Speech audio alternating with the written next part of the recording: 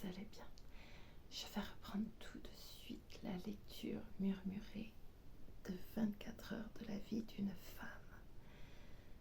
C'est là mon 3e essai. Et je publierai les 3 essais. Voilà. Je vous remercie beaucoup pour votre écoute. Et je vous dis à tout à l'heure, à la fin de cette lecture. Merci encore. Miss Sissi interrompit un instant son récit. Tout le temps, elle était restée sans bouger sur son siège, en face de moi, et elle avait parlé presque d'une traite avec ce calme et cette netteté qui lui était propre, comme ne peut le faire que quelqu'un qui s'y est préparé et qui a soigneusement mis en ordre les événements. C'était la première fois qu'elle s'arrêtait. Elle hésita et soudain, abandonnant son récit, elle s'adressa directement à moi. J'ai promis, devant moi-même et devant vous, commença-t-elle un peu inquiète, de vous raconter avec une sincérité absolue tout ce qui s'est passé. Mais à mon tour, je dois exiger que vous ayez complètement foi dans ma sincérité et que vous n'attribuiez pas à ma manière d'agir des motifs cachés, dont aujourd'hui peut-être je ne rougirai pas, mais qui, dans ce cas-là, serait une supposition entièrement fausse. Je dois donc souligner que, lorsque je suivis précipitamment dans la rue ce joueur accablé, je n'étais par exemple nullement amoureuse de ce garçon. Je ne pensais nullement à lui comme à un homme. Et de fait, moi qui étais alors une femme de plus de 40 ans, je n'ai jamais plus, après la mort de mon mari, jeté un seul regard sur un homme. C'était pour moi une chose définitivement révolue. Je vous le dis expressément, et il faut que je vous le dise, parce qu'autrement toute la suite vous serait inintelligible dans son horreur. En vérité, il me serait difficile d'autre part de qualifier avec précision le sentiment qui alors m'entraîna si irrésistiblement à la suite de ce malheureux. Il y avait de la curiosité, mais surtout une peur terrible, ou, pour mieux dire, la peur de quelque chose de terrible que j'avais senti dès la première seconde planer, invisible, comme un nuage autour de ce jeune homme. Mais on ne peut ni analyser ni disséquer de telles impressions, surtout parce qu'elles se produisent enchevêtrées l'une dans l'autre avec trop de violence, de rapidité et de spontanéité. Il est probable que je ne faisais là pas autre chose que le geste absolument instinctif que l'on fait pour secourir et retenir un enfant qui, dans la rue, va se jeter sous les roues d'une automobile. Sinon, comment expliquerait-on que des gens qui eux-mêmes ne savent pas nager s'élancent du haut d'un pont au secours de quelqu'un qui se noie? C'est simplement une puissance magique qui les entraîne, une volonté qui les pousse à se jeter à l'eau avant qu'ils aient le temps de réfléchir à la témérité insensée de leur entreprise. Et c'est exactement ainsi, sans aucune pensée, sans réflexion et tout inconsciemment, qu'alors j'ai suivi ce malheureux de la salle de jeu jusqu'à la sortie, et de la sortie jusque sur la terrasse. Et je suis certaine que ni vous, ni aucune personne ayant des yeux pour voir, n'auriez pu vous arracher à cette curiosité anxieuse, car rien n'était plus lamentable à imaginer que l'aspect de ce jeune homme de 24 ans tout au plus, qui péniblement, comme un vieillard, se traînait de l'escalier vers la rue en terrasse, titubant comme un homme ivre, les membres sans ressort, brisés. Il se laissa tomber sur un banc, lourdement, comme un sac. De nouveau, ce mouvement me fit sentir, en frissonnant, que cet homme était à bout de tout. Seul tombe ainsi un mort, ou bien quelqu'un en qui il n'y a plus un muscle de vivant. La tête, penchée de travers, retombait par-dessus le dossier du banc. Les bras pendaient, inertes et sans forme, vers le sol. Dans la demi-obscurité des lanternes à la flamme vacillante, chaque passant aurait pensé à un fusillé.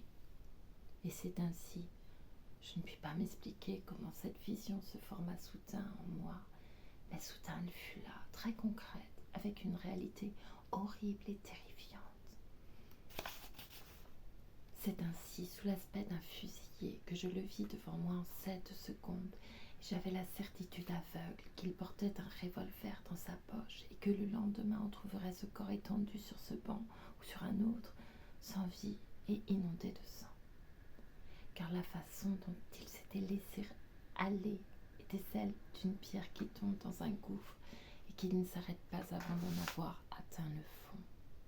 Jamais je n'ai vu un geste physique exprimer autant de lassitude et de désespoir. Et maintenant, imaginez ma situation. Je me trouvais à 20 ou à 30 pas derrière le banc où était assis cet homme immobile et effondré sur lui-même.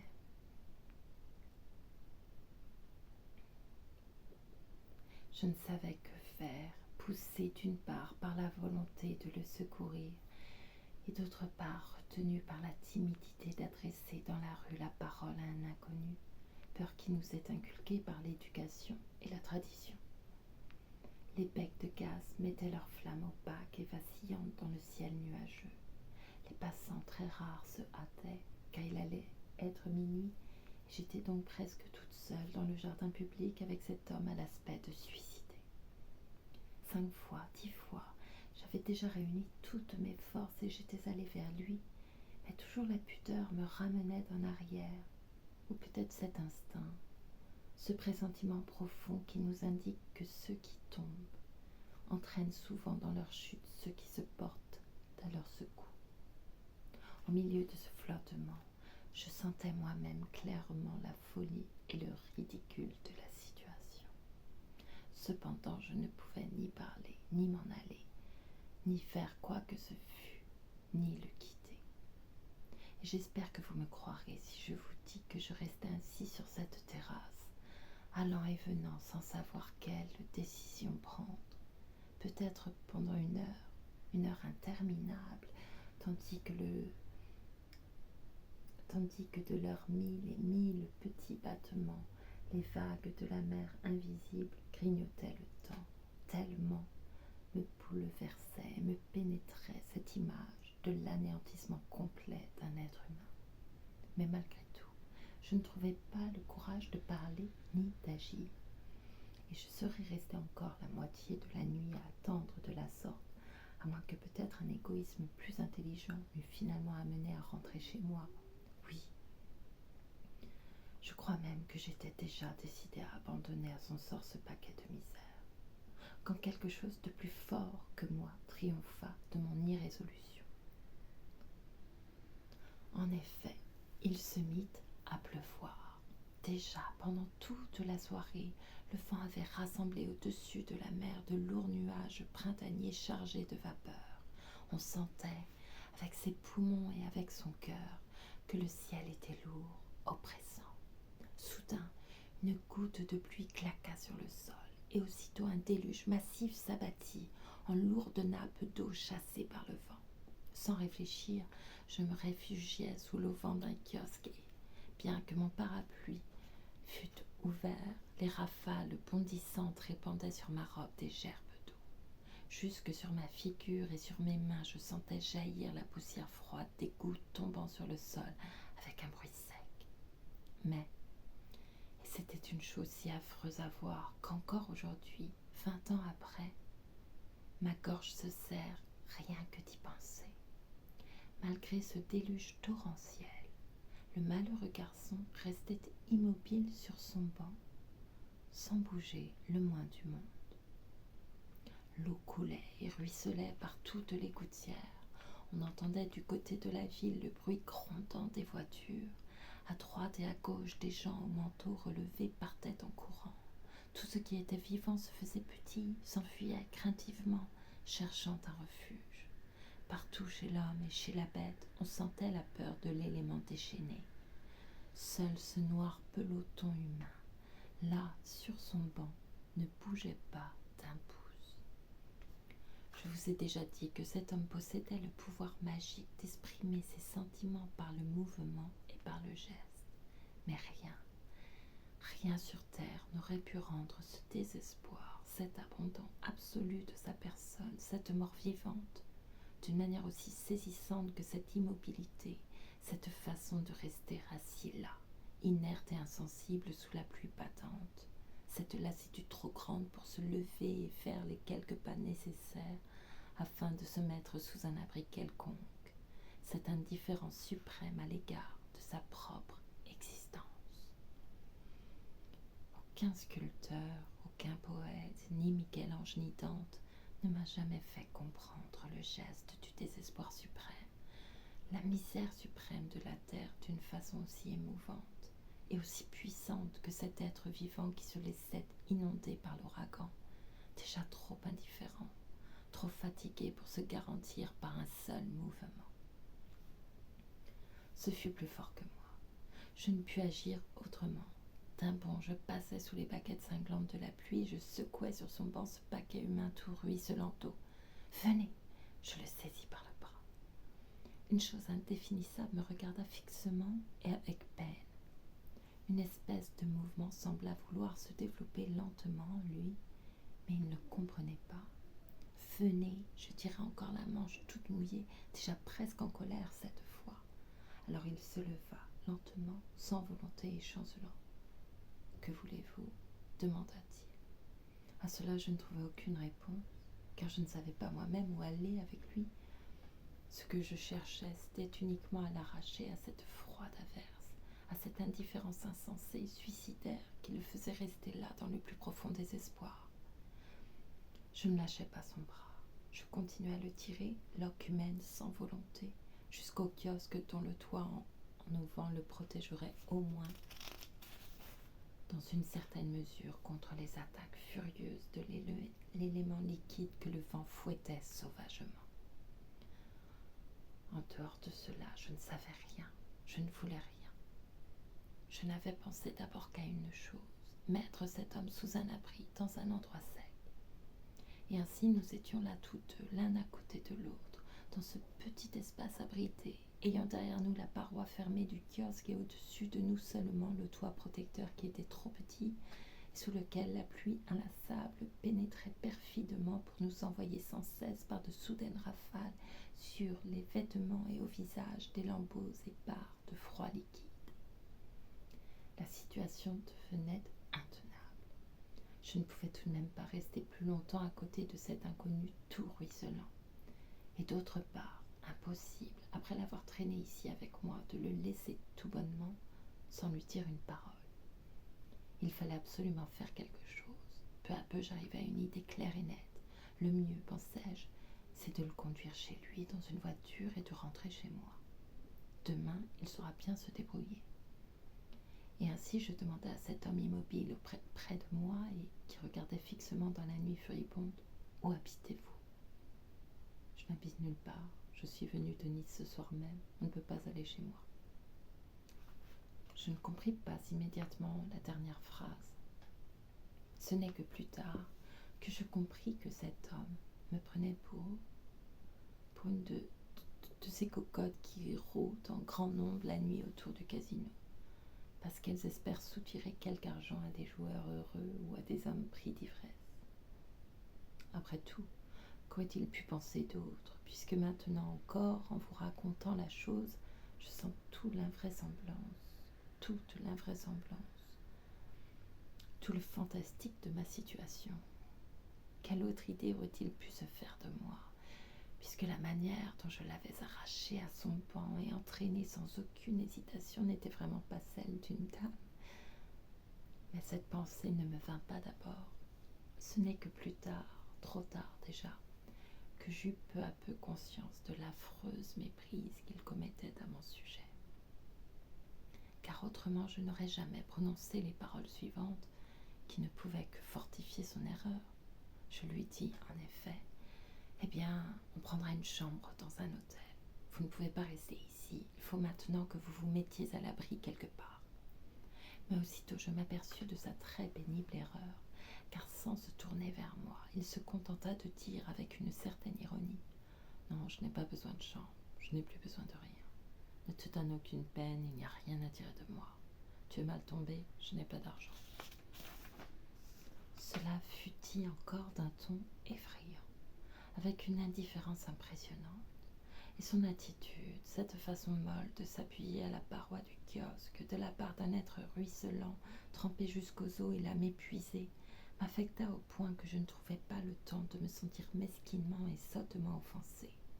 Mon seul sentiment, le même depuis le début, depuis que je l'avais vu sortir en chancelant de la salle et que pendant cette heure inimaginable j'avais éprouvé continuellement, était qu'ici un être humain, jeune, plein de vie, de souffle, était sur le point de mourir et que je devais le sauver. Je me rapprochai. Ne vous inquiétez pas pour l'argent et venez. Vous ne pouvez pas rester ici. Je vous trouverai bien un abri. Ne vous inquiétez de rien, vous n'avez qu'à venir. Sa tête fit un mouvement et, tandis que la pluie tambourinait sourdement autour de nous et que l'averse jetait à nos pieds son eau clapotante, je sentis qu'au milieu de l'obscurité, il s'efforçait pour la première fois d'apercevoir mon visage. Son corps aussi paraissait se réveiller lentement de sa léthargie. « Eh bien, comme tu voudras, dit-il en acceptant. Tout m'est égal. Après tout, pourquoi pas? Partons. » J'ouvris mon parapluie. Il vint à côté de moi et passa son bras sous le mien. Cette familiarité soudaine me fut très désagréable. Même, elle m'effraya. Je fus saisie d'épouvante jusqu'au fond de mon cœur. Mais je n'eus pas le courage de le lui interdire, car si maintenant je le repoussais, il retombait dans l'abîme et tout ce que j'avais fait jusqu'ici était vain. Nous avançâmes de quelques pas dans la direction du casino. Alors seulement je me rendis compte que je ne savais que faire de lui. Le mieux me parut être, après une rapide réflexion, de le conduire dans un hôtel, de lui glisser alors de l'argent dans la main pour qu'il pût payer sa chambre et le lendemain rentrer chez lui. Je ne pensais pas plus loin. Et comme des fiacres passaient à ce moment-là devant le casino, j'en appelai un où nous montâmes. Lorsque le cocher demanda où aller, je ne sus d'abord que répondre. Mais songeant soudain que cet homme trempé jusqu'aux os et tout ruisselant qui était à côté de moi ne serait admis dans aucun des bons hôtels, et d'autre part, en femme sans expérience que j'étais, ne pensant nullement à la possibilité d'une équivoque, je me contentai de dire au cocher, dans un petit hôtel, n'importe lequel. Le cocher, indifférent, inondé de pluie, fit partir les chevaux. L'inconnu, assis près de moi, restait muet. Les roues clapotaient, la pluie cinglait violemment les vitres. Dans ce carré d'espace obscur, sans lumière, semblable à un cercueil, il me semblait accompagner un cadavre. J'essayais de réfléchir, de trouver une parole pour atténuer la singularité et l'horreur de cette promiscuité silencieuse, mais rien ne me venait à l'esprit. Au bout de quelques minutes, la voiture s'arrêta. Je descendis la première et je payai le cocher, tandis que l'autre, tout somnolent, refermait la portière. Nous étions maintenant devant la porte d'un petit hôtel que je ne connaissais pas. Au-dessus de nous, une marquise de verre mettait sa petite voûte protectrice contre la pluie qui, autour de nous, avec une affreuse monotonie, déchirait la nuit impénétrable. L'inconnu, cédant à la pesanteur, s'était malgré lui appuyé au mur.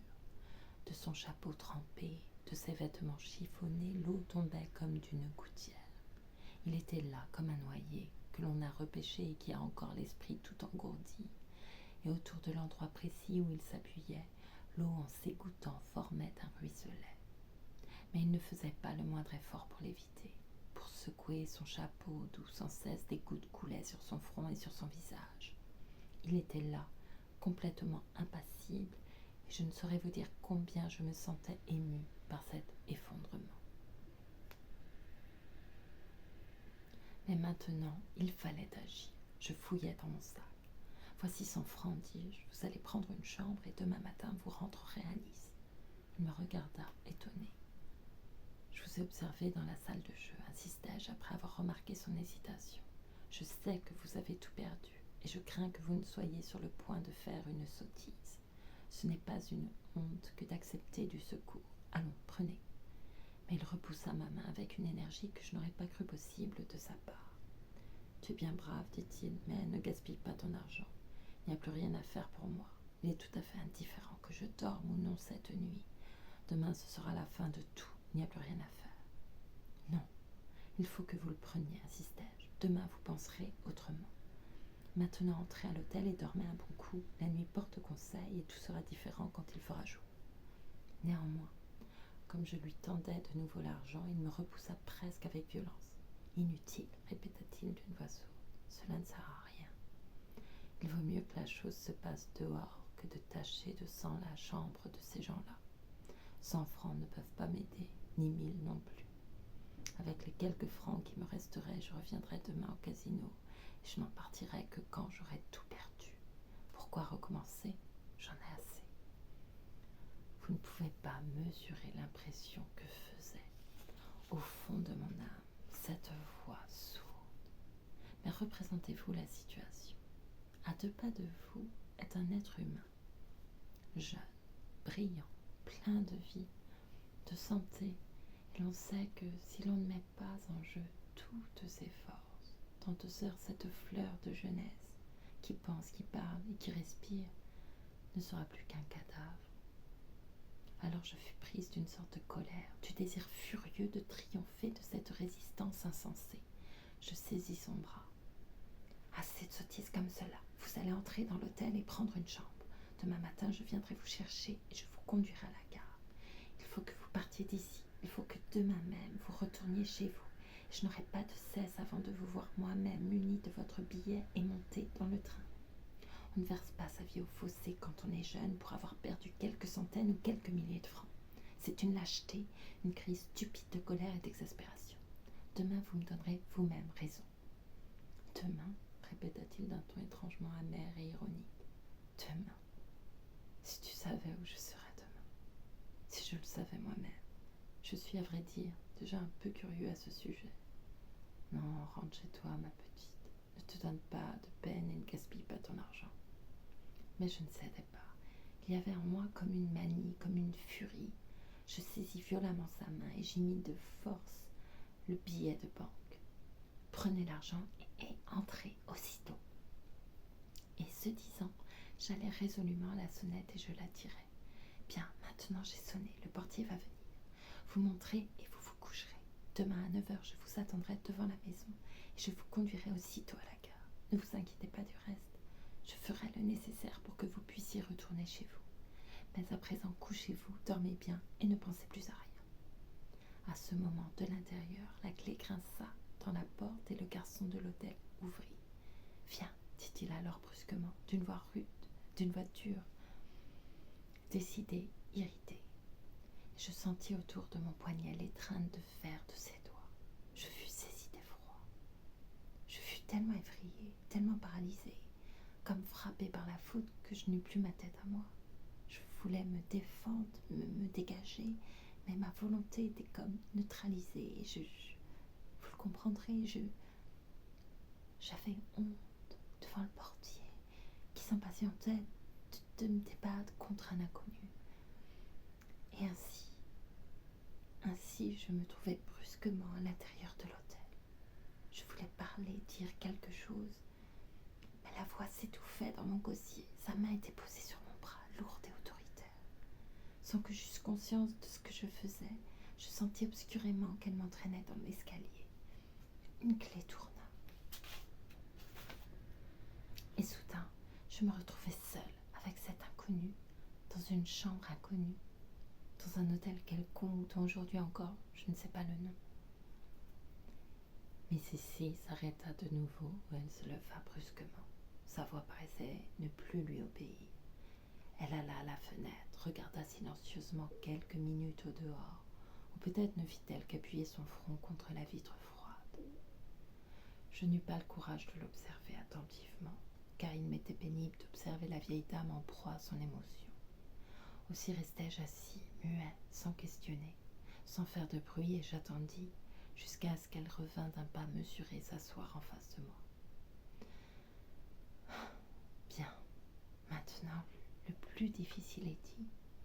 J'espère que vous me croirez si je vous affirme encore une fois, si je vous jure sur tout ce qui m'est sacré, sur mon honneur et sur la tête de mes enfants, que jusqu'à cette seconde-là, pas la moindre pensée d'une qu'une union avec cet inconnu ne m'était venue à l'esprit, que réellement j'étais sans volonté et que, privée de conscience, j'étais tombée soudain, comme par une trappe du chemin régulier de mon existence, dans cette situation.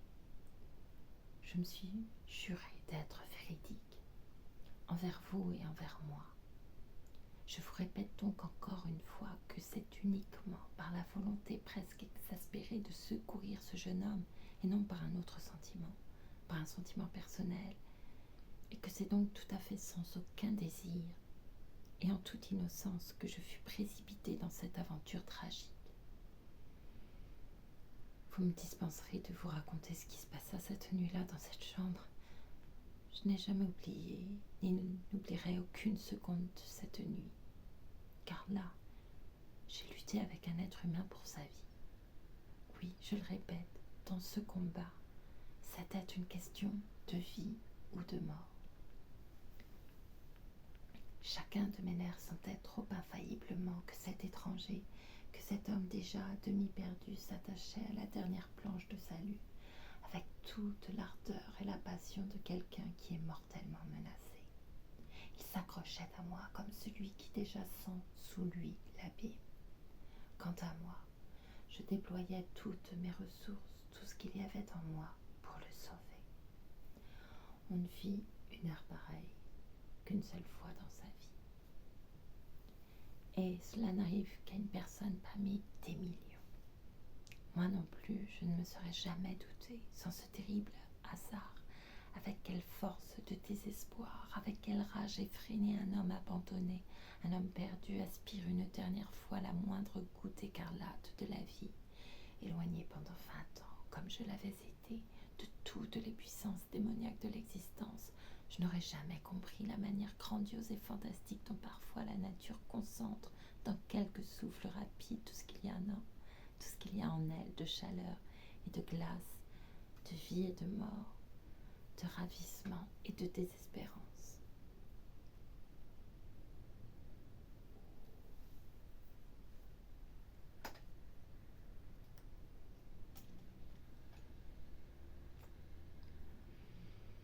Et cette nuit fut tellement remplie de luttes et de paroles, de passion, de colère et de haine, de larmes, de supplications, d'ivresse, qu'elle me parut durer 1000 ans, et que nous, ces deux êtres humains qui chancelaient enlacés vers le fond de l'abîme, l'un enragé de mourir, l'autre en toute innocence, nous sortîmes complètement transformés de ce tumulte mortel, différents, entièrement changés, avec un autre esprit et une autre sensibilité. Mais je n'en parlerai pas.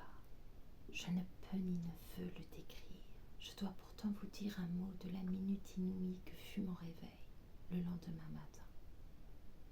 Je m'éveillais d'un sommeil de plomb, d'une noire profondeur comme je n'en connus jamais.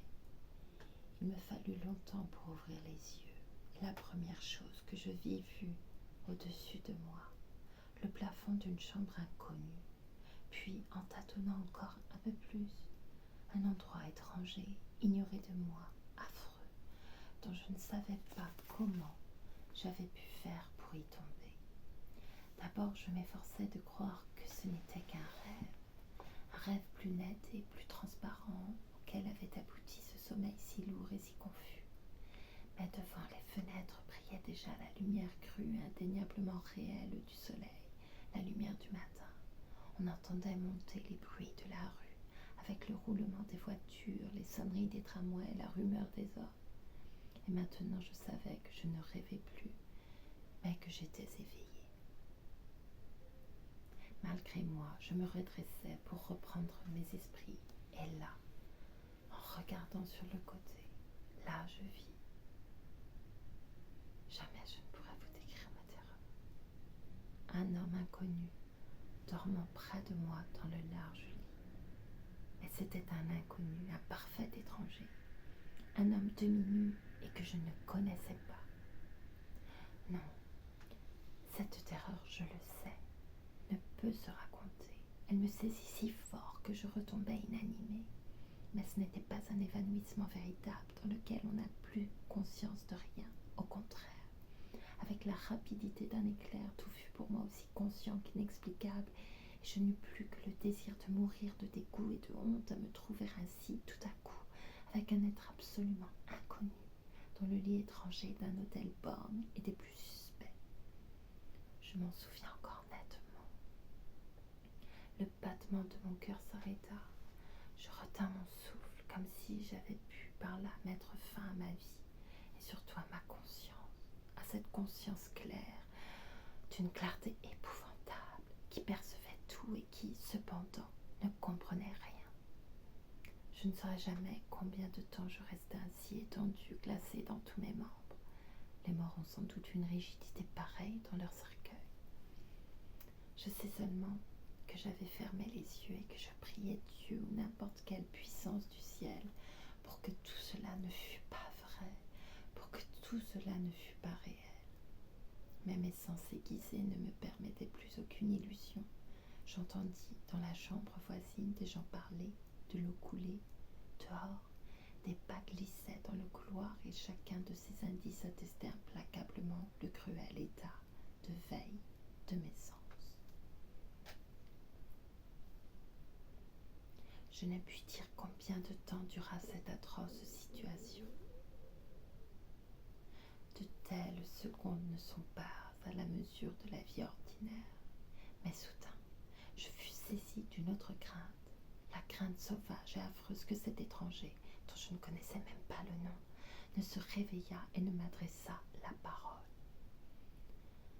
Et aussitôt je sus qu'il n'y avait pour moi qu'une seule ressource, m'habiller, m'enfuir avant son réveil, n'être plus vue par lui, ne plus lui parler, me sauver à temps, m'en aller pour retrouver de n'importe quelle manière ma véritable vie, pour rentrer dans mon hôtel et aussitôt, par le premier train, quitter cet endroit maudit, quitter ce pays pour ne plus jamais rencontrer cet homme, ne plus voir ses yeux, n'avoir pas de témoins, d'accusateurs et de complices.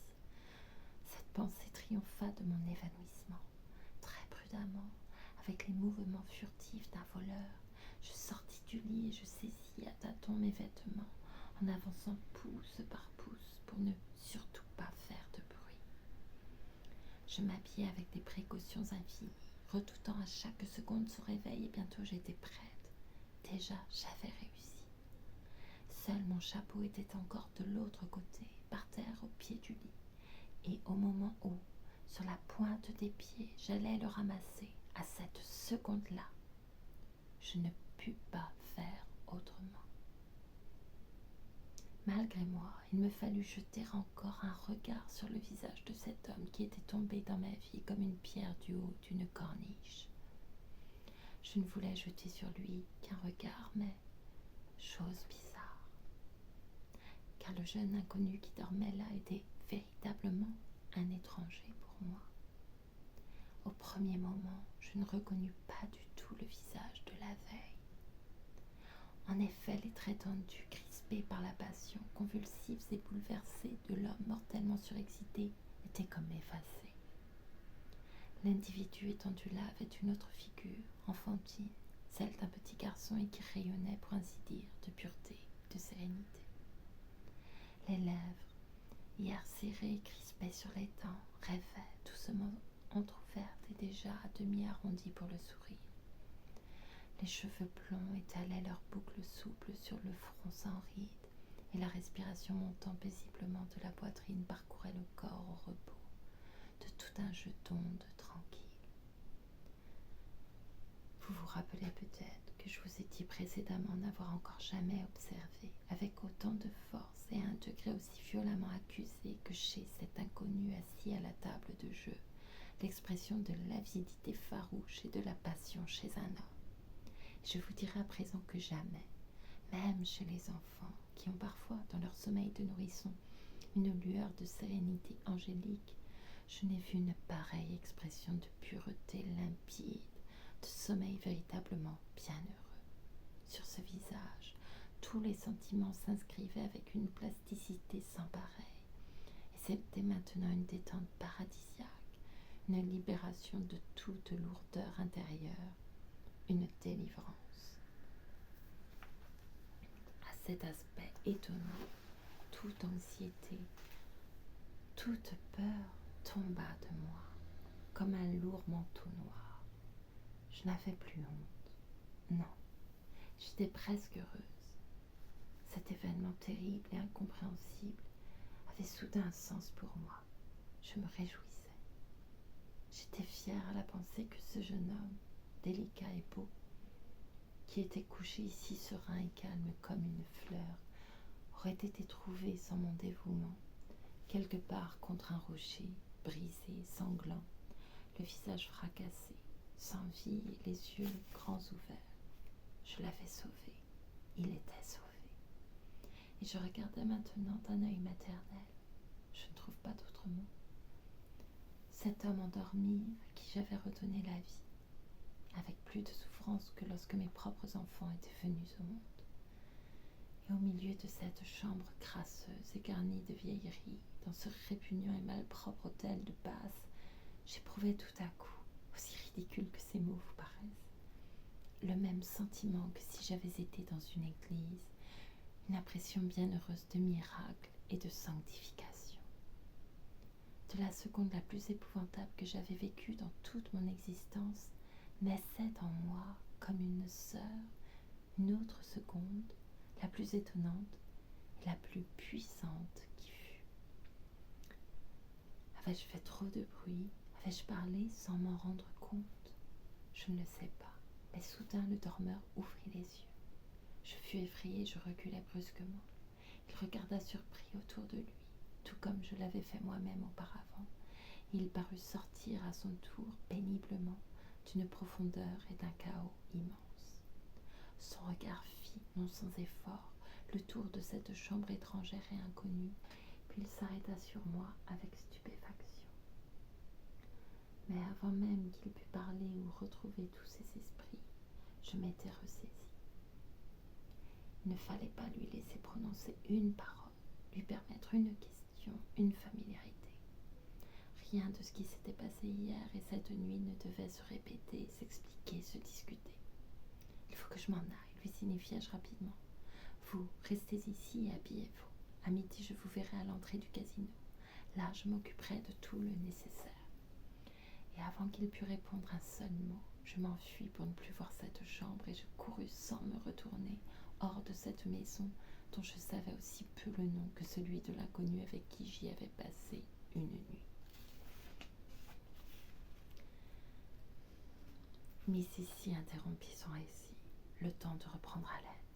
Mais toute tension et toute souffrance avaient disparu de sa voix, comme une voiture qui monte d'abord péniblement la côte, mais qui, après avoir atteint la hauteur, redescend la pente en roulant légère et rapide.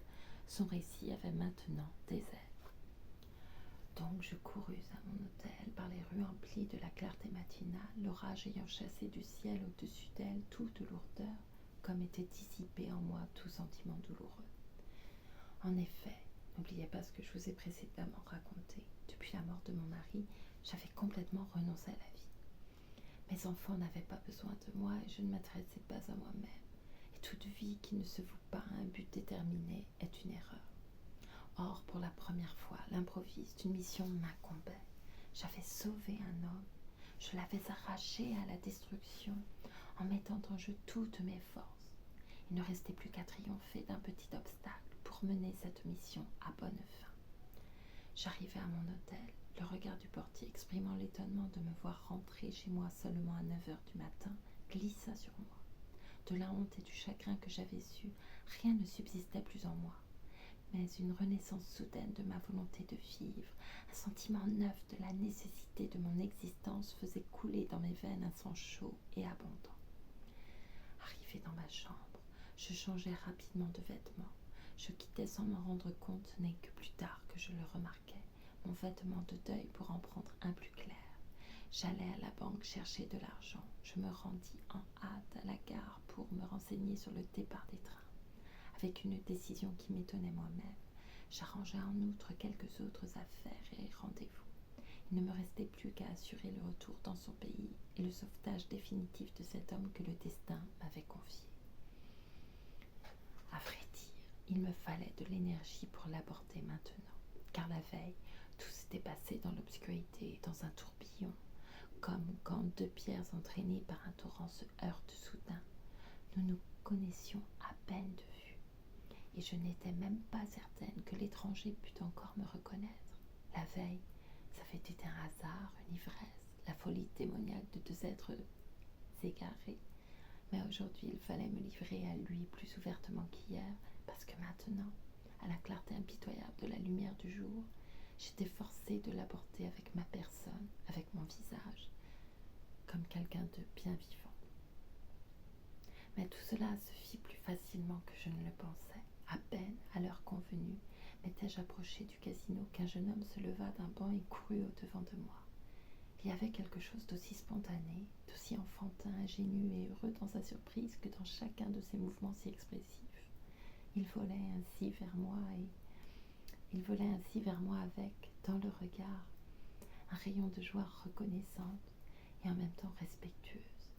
Et dès que ses yeux sentirent qu'en sa présence les miens se troublaient, ils se baissèrent humblement.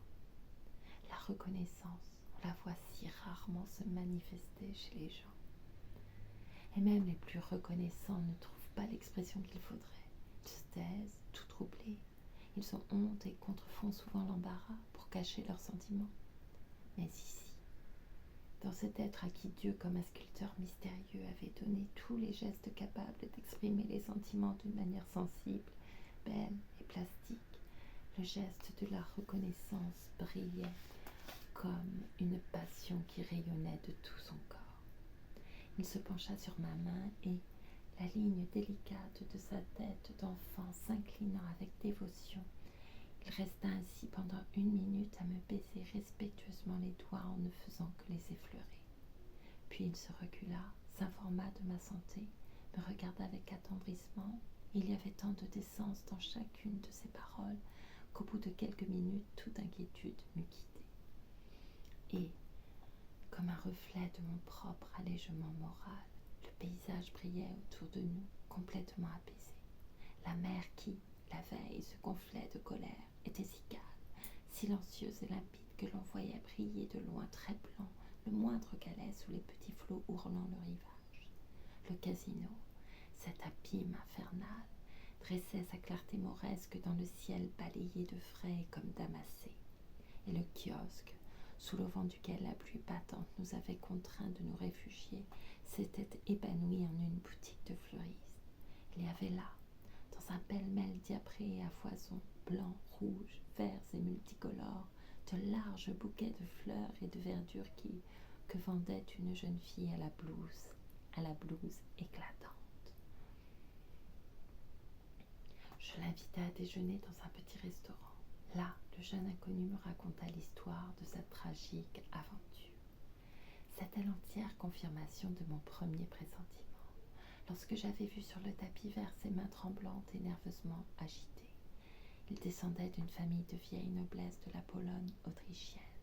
Il se destinait à la carrière diplomatique. Il avait fait ses études à Vienne et 1 mois auparavant, il avait passé le premier de ses examens avec un succès extraordinaire. Pour fêter ce jour-là et en guise de récompense, son oncle, un officier supérieur de l'état-major, chez qui il habitait, l'avait emmené au Prater en fiacre et ils étaient allés ensemble au champ de course.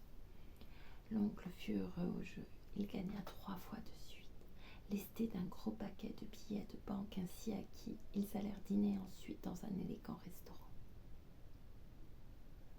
Le lendemain, pour son succès à l'examen, le futur diplomate reçut de son père une somme d'argent égale à la mensualité qu'on lui faisait. 2 jours plus tôt, cette somme lui aurait semblé énorme. Mais maintenant, après la facilité de ce gain, elle lui parut insignifiante et mesquine. Aussi, dès qu'il eut déjeuné, il retourna à l'hippodrome, paria passionnément et farouchement, et son bonheur, ou plutôt son malheur, voulut qu'il quittât le Prater après la dernière course avec le triple de son argent. Dès lors, la rage du jeu, tantôt aux courses, tantôt dans les cafés ou dans les clubs, s'empara de lui, dévorant son temps, ses études, ses nerfs et surtout ses ressources. Il n'était plus capable de penser, de dormir en paix et encore moins de se dominer. Une fois, c'était la nuit, rentré du club où il avait tout perdu. Il trouva en se déshabillant un billet de banque oublié et tout froissé dans son gilet. Ce fut plus fort que lui. Il se rhabilla et rôda à droite et à gauche jusqu'à ce qu'il trouva dans un café des joueurs de dominos avec qui il resta jusqu'à la pointe de l'aube. Un jour, sa sœur qui était mariée vint à son aide en payant les dettes qu'il avait contractées auprès d'usuriers empressés à ouvrir un crédit à l'héritier d'un grand nom. Pendant un certain temps, la chance le favorisa, mais ensuite, ce fut la déveine continuelle, et plus il perdait, plus ses engagements non remplis et sa parole d'honneur donnée et non tenue exigeaient impérieusement, pour le sauver, des gains importants. Il y avait longtemps déjà qu'il avait donné en gage sa montre, ses vêtements, et finalement se produisit quelque chose d'épouvantable. Il vola à sa vieille tante, dans une armoire, 2 gros pendentifs qu'elle portait rarement. Il engagea l'un contre une forte somme, laquelle le soir même fut quadruplée par le jeu, mais au lieu de se retirer, il risqua le tout et perdit. Au moment de son départ en voyage, le vol n'était pas encore découvert. Aussi engagea-t-il le second pendentif et, obéissant à une inspiration subite, il prit le train pour Monte-Carlo afin de gagner à la roulette la fortune dont il rêvait.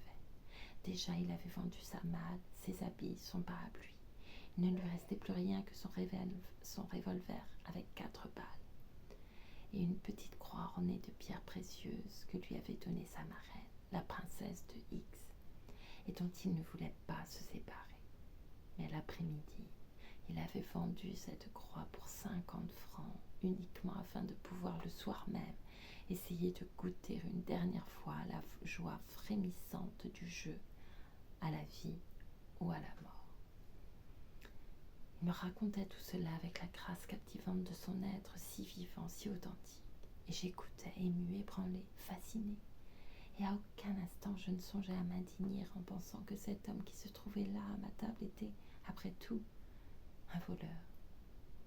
Si la veille, quelqu'un m'avait simplement insinué que moi, une femme au passé irréprochable et qui exigeait dans sa société une dignité stricte et de bon ton, je serais un jour assise familièrement à côté d'un jeune homme totalement inconnu, à peine plus âgé que mon fils, et qui avait volé des pendentifs de perles, je l'aurais tenu pour un insensé.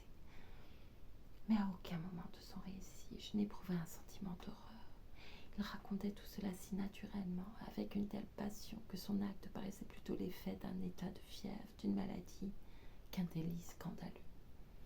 Et ensuite, pour quelqu'un qui, comme moi, avait, la nuit passée, vécu des événements si inattendus, précipités comme une cataracte, le mot impossible avait perdu brusquement son sens.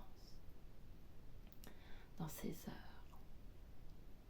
10 heures, l'expérience que j'avais acquise de la réalité était infiniment plus grande que celle que m'avaient procurée précédemment 40 ans de vie respectable. Cependant, quelque chose d'autre m'effrayait dans cette confession. C'était l'éclat fiévreux qui passait dans ses yeux et qui faisait vibrer électriquement tous les muscles de son visage lorsqu'il évoquait sa passion du jeu. En parler suffisait à l'exciter, et avec une terrible netteté son visage expressif traduisait ses moindres mouvements de tension, joyeux ou douloureux. Malgré lui, ses mains admirables, nerveuses et souples, redevinrent d'elles-mêmes, tout comme à la table de jeu, des rapaces, des êtres furibonds et fuyants. Je les vis, tandis qu'il racontait, frémir soudain aux articulations, se courber vivement et se crisper en forme de poing, puis se détendre et de nouveau se pelotonner l'une dans l'autre.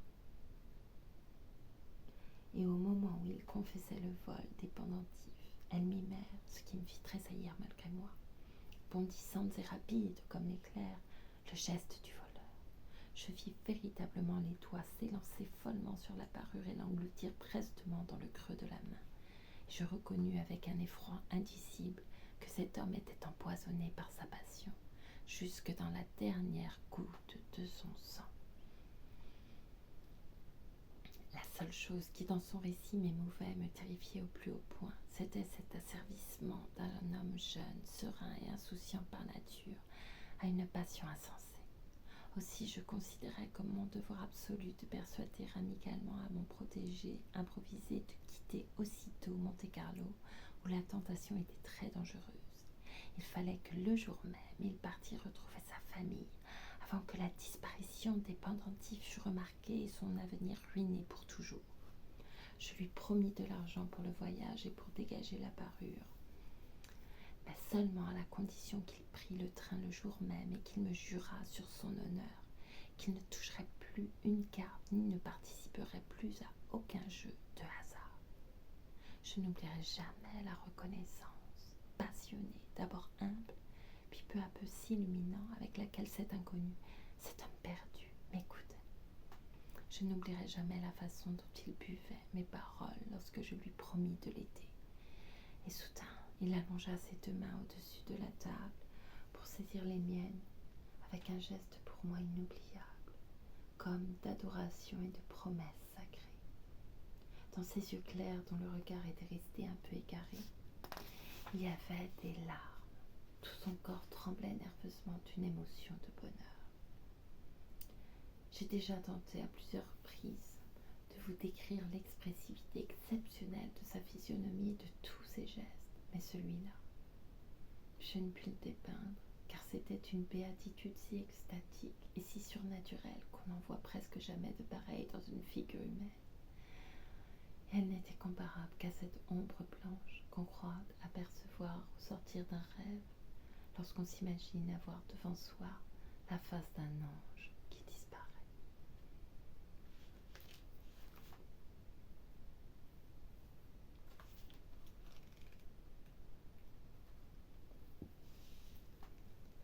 Pourquoi le dissimuler? Je ne résistais pas à ce regard. La gratitude rend heureux parce qu'on en fait si rarement l'expérience tangible. La délicatesse fait du bien, et pour moi, personne froide et mesurée, une telle exaltation était quelque chose de nouveau, de bienfaisant et de délicieux. Et tout comme cet homme ébranlé et brisé, le paysage aussi, après la pluie de la veille, s'était magiquement épanoui. Lorsque nous sortîmes du restaurant, la mer tout à fait apaisée brillait magnifiquement, bleue jusqu'aux hauteurs du ciel, et seulement piquée de blanc là où planaient des mouettes dans un autre azur au-dessus. Vous connaissez le paysage de la Riviera, n'est-ce pas? Il produit toujours une impression de beauté, mais un peu fade, comme une carte postale illustrée. Il présente mollement à l'œil ses couleurs toujours intenses, à la manière d'une belle, somnolente et paresseuse, qui laisse passer sur elle avec indifférence tous les regards, presque orientale dans son abandon éternellement prodigue. Cependant, parfois, très rarement, il y a des jours où cette beauté s'exalte, où elle s'impose, où elle fait crier avec énergie ses couleurs vives, fanatiquement étincelantes, où elle vous lance à la tête victorieusement la richesse bariolée de ses fleurs, où elle éclate et brûle de sensualité. C'était un pareil jour d'enthousiasme qui alors avait succédé au chaos déchaîné de la nuit d'orage. La rue lavée de frais était toute brillante. Le ciel était de turquoise et partout dans la verdure saturée de sève s'allumaient des bouquets, des flambeaux de couleurs. Les montagnes paraissaient soudain plus claires et plus rapprochées dans l'atmosphère calmée et baignée de soleil. Elles se groupaient curieuses, le plus près possible de la petite ville scintillante et astiquée à plaisir. Dans chaque regard, on sentait l'invitation provocante et les encouragements de la nature qui vous saisissaient le cœur malgré vous. Prenons une voiture, dis-je, et faisons le tour de la corniche. Il acquiesça, enthousiaste. Pour la première fois depuis son arrivée, ce jeune homme paraissait voir et remarquer le paysage. Jusqu'à présent, il n'avait connu que la salle étouffante du casino, avec ses parfums lourds, imprégnés de sueur, le tumulte de ces humains hideux et grimaçants, et une mer morose, grise et tapageuse. Mais maintenant, l'immense éventail du littoral inondé de soleil était déployé devant nous, et l'œil allait avec bonheur d'un horizon à l'autre. Dans la voiture, nous parcourûmes lentement, l'automobile n'existait pas encore, ce magnifique chemin, en passant devant de nombreuses villas et de nombreuses personnes. 100 fois, devant chaque maison, devant chaque villa, ombragée dans la verdure des pins parasols, on éprouvait ce secret désir. ici qu'il ferait bon vivre, calme, content, retiré du monde.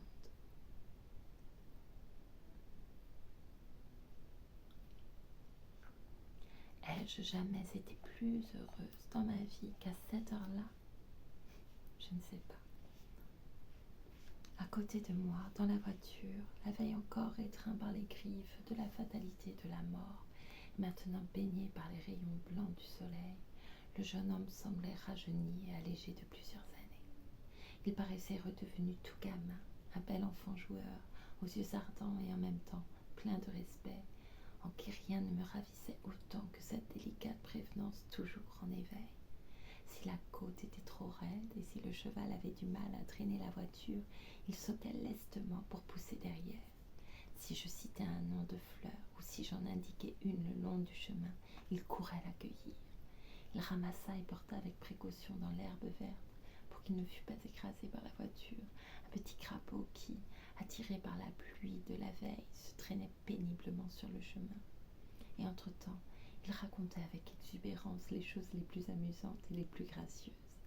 Je crois que la façon dont il riait était pour lui une sorte de dérivatif, car autrement il aurait été obligé de chanter, de sauter ou de faire le fou, tant il y avait de bonheur et d'ivresse dans la soudaine exaltation de son attitude. Lorsque sur la hauteur nous traversâmes lentement un tout petit hameau, il tira poliment son chapeau d'un geste subit. Je fus étonnée. Qui saluait-il là, lui un étranger parmi des étrangers? Il rougit légèrement à ma question, me dit presque en s'excusant que nous étions passés devant l'église et que chez lui en Pologne, comme dans tous les pays strictement catholiques, on avait l'habitude dès l'enfance de se découvrir devant chaque église et devant chaque sanctuaire.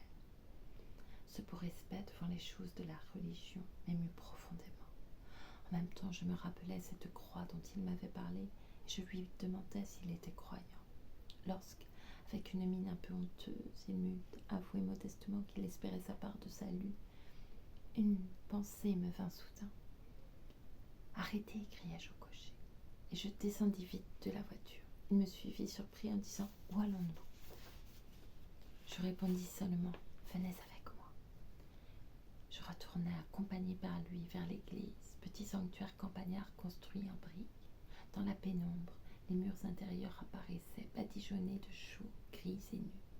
La porte était ouverte, de sorte qu'un cône de lumière jaune se découpait nettement dans l'obscurité où l'ombre dessinait en bleu les contours d'un petit hôtel. Deux bougies nous regardaient d'un œil voilé, dans le crépuscule imprégné d'un chaud parfum d'encens. Nous entrâmes. Il ôta son chapeau, plongea la main dans le bénitier purificateur, se signa et ploya le genou. Et à peine se fut-il relevé que je le saisis par le bras. « Venez, fis-je énergiquement, allons vers un autel ou vers une de ces images qui vous sont sacrées. Vous allez y prononcer le serment que je vais vous dire. » Il me regarda étonné, presque effrayé, mais ayant vite compris, il s'approcha d'une niche où était une statue, fit le signe de la croix et s'agenouilla docilement. « Répétez après moi, fis-je, en tremblant moi-même d'émotion. Répétez après moi. Je jure, répéta-t-il, puis je continuai, que je ne prendrai jamais plus part à un jeu de hasard, de quelque nature qu'il soit, et que je n'exposerai plus ma vie et mon honneur à cette passion. » Il répéta ces paroles en tremblant. Avec force et netteté, elles résonnèrent dans le vide absolu du lieu. Puis il y eut un moment de silence, si grand que l'on pouvait entendre au dehors le léger bruissement des arbres et des feuilles où le vent passait. Et soudain, il se prosterna comme un pénitent et il prononça, avec une extase toute nouvelle pour moi, en langue polonaise, très vite et sans interruption, des paroles que je ne comprenais pas. Mais ce devait être une prière extatique, une action de grâce, une action de contrition, car cette confession tempétueuse courbait sans cesse sa tête humblement par-dessus l'appui du prie-Dieu. Toujours plus passionnés se répétaient les sons étrangers, et c'était toujours avec plus de véhémence qu'une même parole jaillissait de sa bouche avec une indicible ferveur. Jamais auparavant, et jamais depuis lors, Je n'ai entendu prier de la sorte dans aucune église du monde. Ses mains étreignaient nerveusement le prie-dieu en bois. Tout son corps était secoué par un ouragan intérieur qui parfois le soulevait brusquement et parfois l'accablait dans une prosternation profonde. Il ne voyait ni ne sentait plus rien. Tout en lui semblait se passer dans un autre monde, dans un purgatoire de la métamorphose ou dans un élan vers la sphère du sacré. Enfin, il se leva lentement, se signa encore et se retourna avec peine. Ses genoux tremblaient. Son visage était pâle comme celui de quelqu'un qui est épuisé.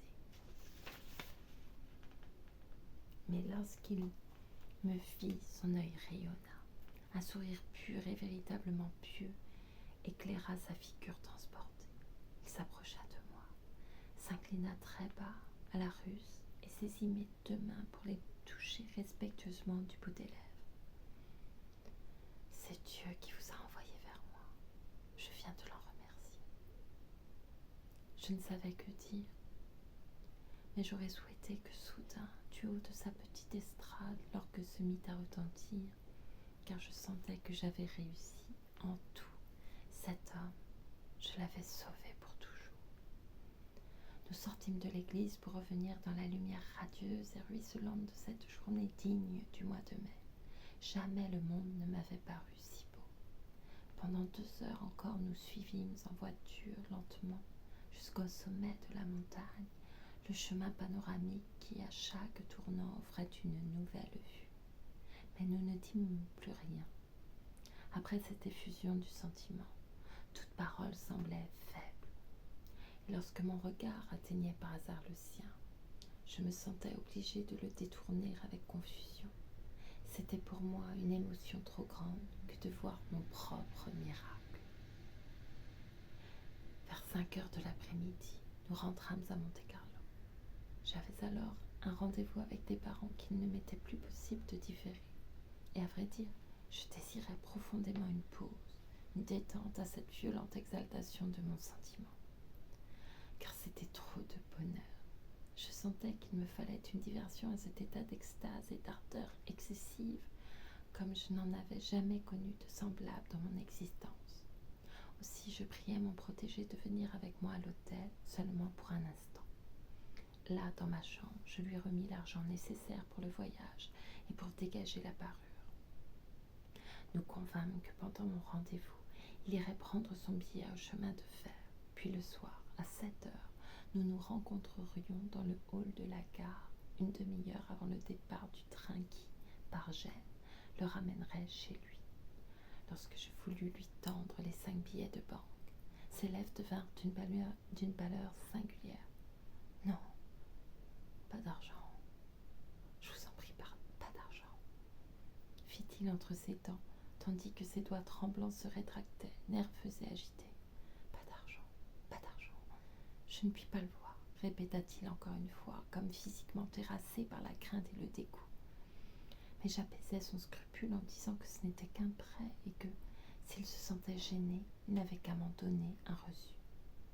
Oui, un reçu, murmura-t-il en détournant les yeux. Il froissa les billets de banque comme quelque chose de gluant qui salit les doigts. Il les mit dans sa poche sans les regarder et il écrivit sur une feuille de papier quelques mots en traits précipités. Lorsqu'il leva les yeux, la sueur perlait à son front. Quelque chose semblait lutter violemment pour sortir de son être.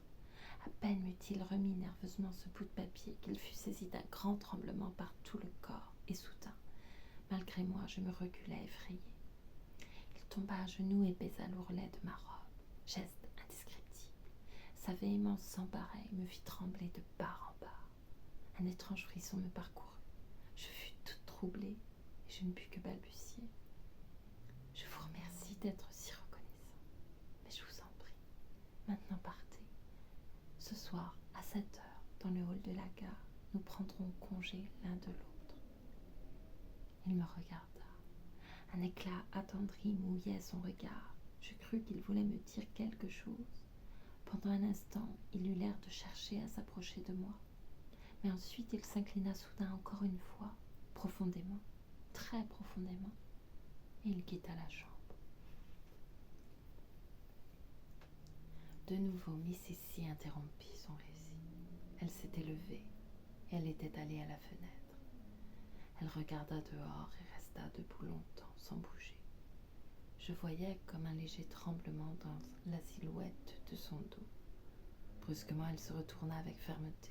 Ses mains, jusqu'alors calmes et indifférentes, eurent tout à coup un mouvement violent, un mouvement tranchant, comme si elle voulait déchirer quelque chose. Puis elle me regarda durement, presque avec audace, et elle reprit d'un seul coup. Je vous ai promis d'être entièrement sincère, et je m'aperçois combien nécessaire était cette promesse, car c'est à présent seulement, en m'efforçant de décrire pour la première fois, d'une manière ordonnée, tout ce qui s'est passé dans cette heure-là, et en cherchant des mots précis pour exprimer un sentiment qui alors était tout replié et confus. C'est maintenant seulement que je comprends avec netteté beaucoup de choses que je ne savais pas alors, que peut-être je ne voulais pas savoir. C'est pourquoi je veux dire à moi-même, comme à vous, la vérité, avec énergie et résolution. Alors, à cette heure-là, quand le jeune homme quitta la chambre et que je restais seule, ce fut comme un évanouissement qui s'empara lourdement de moi. J'eus la sensation d'un coup venant frapper mon cœur.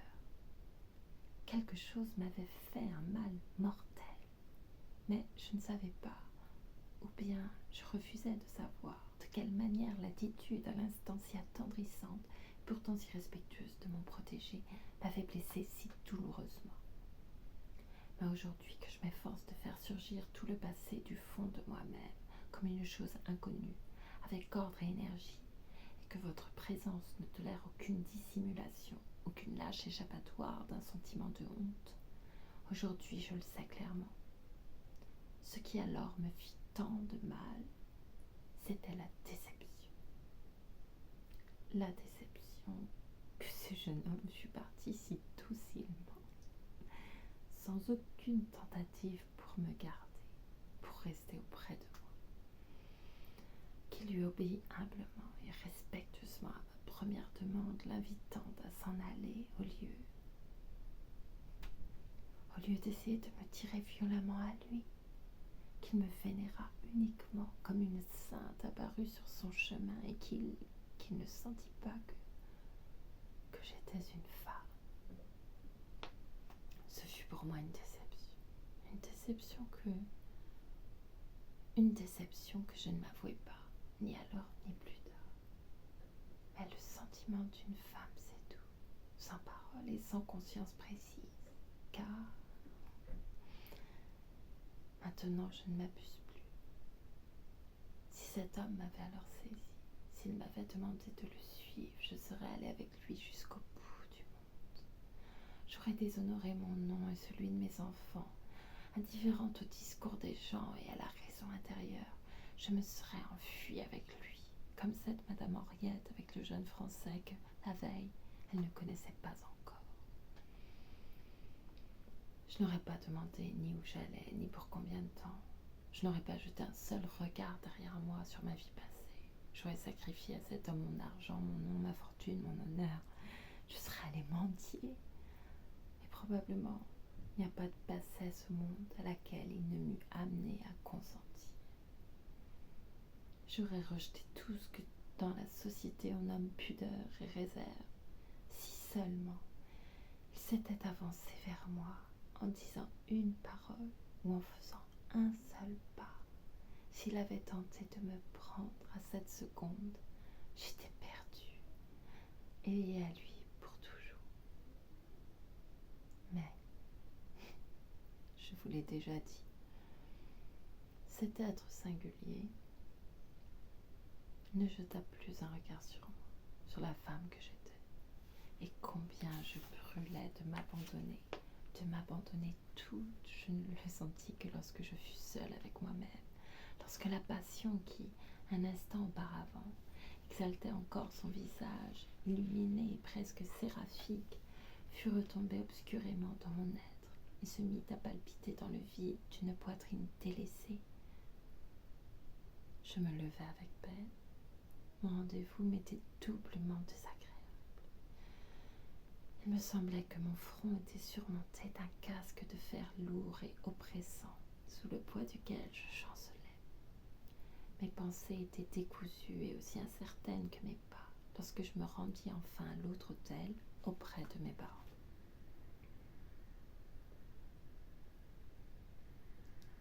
Là, je restais assise, morne au milieu d'une causerie animée, et j'éprouvais un sentiment d'effroi chaque fois que par hasard je levais les yeux et que je rencontrais ces visages inexpressifs qui, comparés à l'autre, animés comme par les ombres et les lumières d'un jeu de nuages, me paraissaient glacés ou recouverts d'un masque.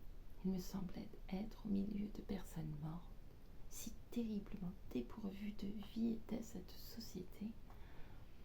Et tandis que je mettais du sucre dans ma tasse et que je disais quelques mots, l'esprit absent, toujours au-dedans de moi-même, surgissait, comme sous la poussée brûlante de mon sang, cette figure dont la contemplation était devenue pour moi une joie ardente et que, pensée effroyable, dans 1 ou 2 heures, je verrais pour la dernière fois.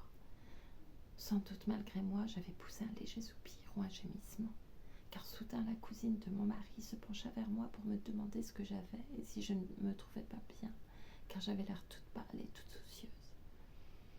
Cette question inattendue fut vite saisie par moi comme l'occasion de déclarer aussitôt qu'effectivement je souffrais d'une migraine, et je demandai la permission de me retirer discrètement. Ainsi rendue à moi-même, je rentrai en toute hâte à mon hôtel. À peine y fus-je et m'y trouvai-je seule que de nouveau j'éprouvai un sentiment de vide et d'abandon, et que le désir d'être auprès de ce jeune homme que je devais quitter aujourd'hui pour toujours m'étreignit avec fureur. J'allais et venais dans ma chambre, j'ouvrais sans motif des tiroirs, je changeais de costume et de ruban pour me retrouver brusquement devant le miroir, me demandant d'un œil inquisiteur si, ainsi paré, je ne pourrais pas attacher son regard sur moi. Subitement, je me compris. Faire tout pour ne pas le quitter. Et dans 1 seconde, toute de véhémence, ce désir devint une résolution. Je courus trouver le portier de l'hôtel, lui annonçant que je partais aujourd'hui même par le train du soir. Et maintenant, il s'agissait de faire vite. Je sonnai la femme de chambre pour qu'elle m'aidât à préparer mes bagages, car le temps pressait, tandis qu'avec une commune hâte, nous entassions à qui mieux dans les malles, les vêtements et les menus objets usuels. Je me représentais par avance tout ce que serait cette surprise, comment je l'accompagnerais jusqu'au train, et lorsqu'au tout dernier moment, il me tendrait déjà la main pour l'adieu final, comment je suivrais brusquement dans le wagon le jeune homme étonné, pour être avec lui cette nuit-là, la nuit suivante, et tant qu'il me voudrait. Une sorte d'ivresse ravie et enthousiaste tourbillonnait dans mon sang. Parfois je riais très fort à l'improviste tout en jetant les robes dans mes malles, au grand étonnement de la femme de chambre. Mon esprit, je le sentais bien, n'était plus dans son assiette. Lorsque le commissionnaire vint pour prendre les malles, je le regardais d'abord d'un air de surprise. Il m'était trop difficile de penser aux choses positives, tandis que l'exaltation faisait déborder entièrement mon âme. Le temps pressait. Il pouvait être près de 7 heures. Il restait tout au plus 20 minutes jusqu'au départ du train. Je me consolais en songeant que ce n'était plus à une séparation et à un adieu que j'allais, puisque j'étais résolue à l'accompagner dans son voyage tant qu'il me le permettrait. Le commissionnaire prit mes malles et je me précipitai au bureau de l'hôtel pour acquitter ma note. Déjà, le gérant me rendait l'argent. Déjà, j'étais prête à sortir lorsqu'il m'a toucha délicatement mon épaule. Je sursautai. C'était ma cousine qui, inquiète de mon prétendu malaise, était venue me voir. Mes yeux s'obscurcirent. Je n'avais vraiment que faire d'elle. Chaque seconde de délai signifiait un retard fatal. Cependant, la politesse m'obligeait à l'écouter et à lui répondre, au moins pendant un moment. « Il faut que tu te couches, insista-t-elle. À coup sûr, tu as de la fièvre. » Et c'était fort possible, car je sentais mes tempes battre avec une extrême violence, et parfois passaient sur mes yeux ces sombres bleus qui annoncent l'approche d'un évanouissement. Mais je protestais, je m'efforçais d'avoir l'air reconnaissante, tandis que chaque parole me brûlait et que j'aurais aimé repousser d'un coup de pied cette sollicitude si inopportune. Mais l'indésirable personne restait toujours. Elle m'offrit prit de l'autre colonne et voulut elle-même en rafraîchir les temps, pendant que moi je comptais les minutes, que ma pensée était pleine du jeune homme et que je cherchais un prétexte quelconque pour échapper à ses soins torturants. Et plus je devenais inquiète, plus je lui paraissais suspecte. C'est presque avec rudesse que finalement elle voulut m'obliger à aller dans ma chambre et à me coucher. Alors, au milieu de ces exhortations, je regardais soudain la pendule qui était au milieu du hall. Il était 7h28 et le train partait à 7h35. Brusquement, d'un trait, avec la brutale indifférence d'une désespérée, je tendis la main à ma cousine sans autre explication en disant « Adieu, il faut que je parte ». Et sans me soucier de son regard de stupéfaction, sans me retourner, je me précipitai vers la porte de sortie, sous les yeux étonnés des employés de l'hôtel, puis je courus dans la rue vers la gare. À la gesticulation animée du commissionnaire qui attendait là avec les bagages, je compris déjà de loin qu'il était grand temps. Avec une fureur aveugle, je m'élançai vers la grille d'accès au quai. Mais là, l'employé m'arrêta. J'avais oublié de prendre mon billet. Et pendant que, presque avec violence, j'essayais de l'amener à me laisser malgré tout aller jusqu'à la voie, le train se mettait déjà en marche. Je regardais fixement, en tremblant de tous les membres, pour saisir au moins encore un regard de l'une des fenêtres des wagons, au moins un geste d'adieu, un salut. Mais par suite de la marche rapide du train, il ne m'était plus possible d'apercevoir son visage. Les voitures roulaient toujours plus vite et au bout d'une minute, il ne resta plus devant mes yeux obscurcis qu'un nuage de fumée noire. Sans doute je restais là comme pétrifiée. Dieu sait combien de temps, car le commissionnaire m'avait vainement adressé la parole à plusieurs reprises avant d'oser toucher mon bras. Ce dernier geste me fit tressauter de frayeur. Il me demanda s'il devait remporter les bagages à l'hôtel. Il me fallut quelques minutes pour me ressaisir. Non, ce n'était pas possible. Après ce départ ridicule et plus que précipité, je ne pouvais plus y revenir. Je ne le voulais pas, jamais plus. Aussi, impatiente d'être seule, je lui ordonnai de mettre les bagages à la consigne. Ce n'est qu'ensuite, au milieu de la cohue sans cesse renouvelée des chants qui se pressaient bruyamment dans le hall et dont le nombre peu à peu diminua, que j'essayais de réfléchir avec clarté aux moyens d'échapper à cette douloureuse et atroce obsession de colère, de regret et de désespoir. Car, pourquoi ne pas l'avouer, l'idée d'avoir, par ma propre faute, manqué cette dernière rencontre me déchirait le cœur avec une acuité brûlante et impitoyable. J'aurais presque crié, tellement me faisait mal cette lame d'acier chauffé à blanc qui pénétrait en moi, toujours plus implacable. Seuls peut-être des gens absolument étrangers à la passion connaissent, en des moments tout à fait exceptionnels, ces explosions soudaines d'une passion semblable à une avalanche ou à un ouragan. Alors, des années entières de force non utilisée se précipitent et roulent dans les profondeurs d'une poitrine humaine. Jamais auparavant, et jamais par la suite, je n'éprouvais une telle surprise et une telle fureur d'impuissance qu'en cette seconde où, prête à toutes les extravagances, prête à jeter d'un seul coup dans l'abîme toutes les réserves d'une vie bien administrée, toutes les énergies contenues et accumulées jusqu'alors, je rencontrais soudain devant moi un mur d'absurdité contre lequel ma passion venait inutilement buter. Ce que je fis ensuite ne pouvait qu'être absurde également, contre lequel ma passion venait inutilement buter. Ce que je fis ensuite ne pouvait qu'être absurde également. C'était une folie, même une bêtise, j'ai presque honte de le raconter. Mais je me suis promis, je vous ai promis de ne rien vous celer. Je cherchais à le retrouver. C'est-à-dire, j'essayais d'évoquer chaque moment que j'avais passé avec lui. J'étais attirée violemment vers tous les endroits où la veille, nous avions été ensemble, vers le banc du jardin public où je l'avais entraîné, vers la salle de jeu où je l'avais vu pour la première fois, et même jusque dans cet hôtel borgne, simplement pour revivre encore une fois, le passé. Et le lendemain, Je voulais parcourir en voiture le même chemin le long de la corniche, afin que chaque parole, chaque geste pût encore une fois revivre en moi. Tellement insensé, tellement puérile était la confusion de mon âme. Mais songez que ces événements s'étaient abattus sur moi comme la foudre. Je n'avais qu'à ressentir autre chose qu'un coup brusque, un coup unique qui m'avait étourdi.